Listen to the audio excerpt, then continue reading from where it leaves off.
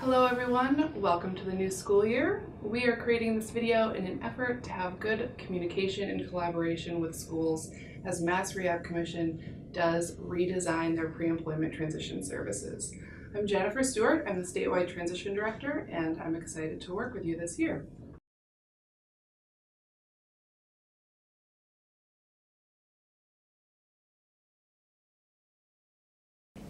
So the first thing that I want to talk to you about today is how you are probably familiar with MRC's pre-employment transition services. Over the past several years, we've had a very strong model for students with disabilities to receive these 5 pre-ed services.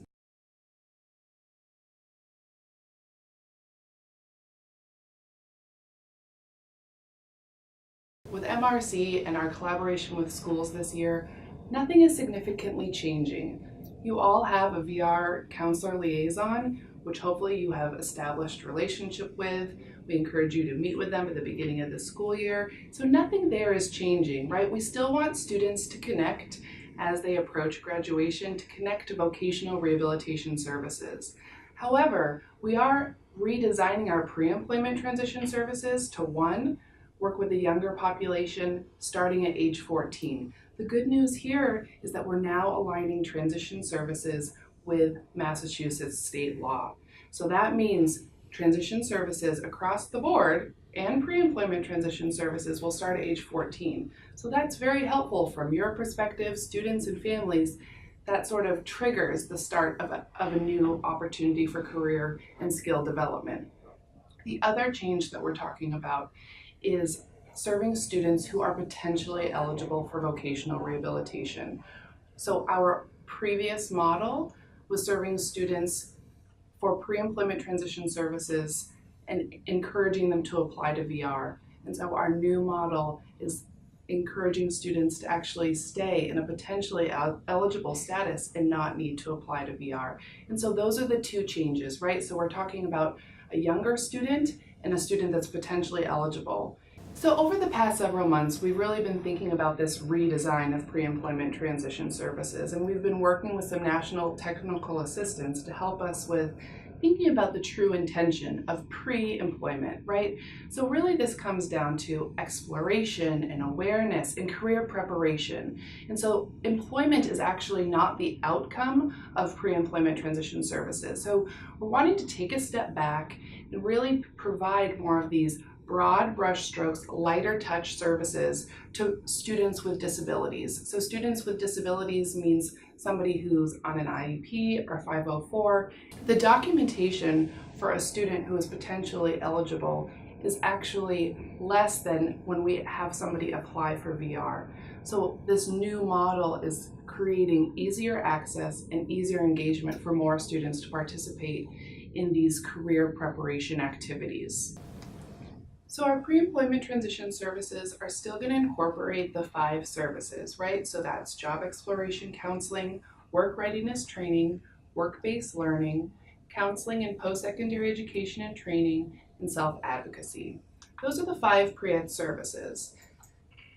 Students with disabilities, whether they're potentially eligible or eligible for VR, can access one or more of these services. There's no specific requirement. Our new model is very flexible in meeting students' needs at where they're at, right? So we don't have a more structured internship program, but really we're trying to provide these broad opportunities that might happen in groups, encouraging peer support, but they'll also be individualized based on that student's interests and goal areas.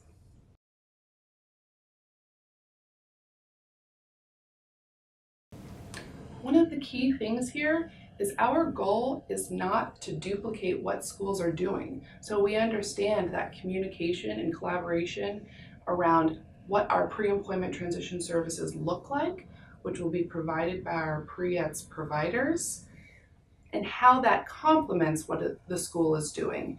And so that is a key piece where we need you as a partner to help us figure out what's going to best benefit students and not take away from what schools are doing, but how schools can support students to be successful in pre-EDS programming as well.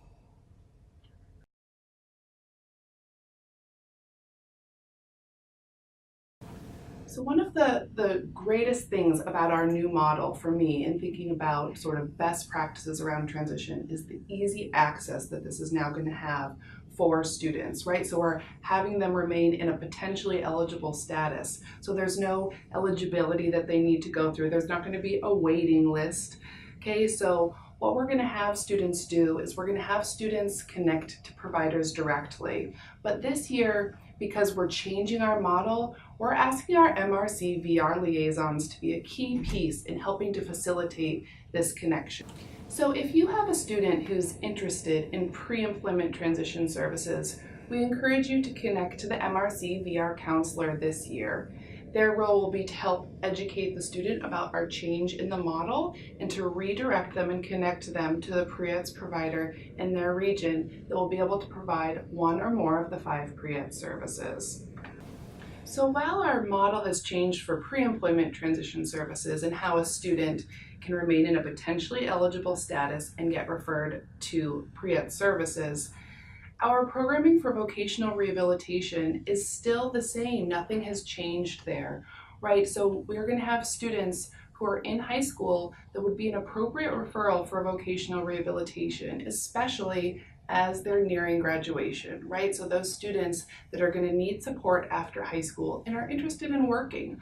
All of our services are geared towards an employment-related goal. So for students that are interested in working after graduation, we would encourage a referral to come to MRC 2 years before graduation. Just as a reminder, this can happen as a direct referral to the area office in which you live closest to.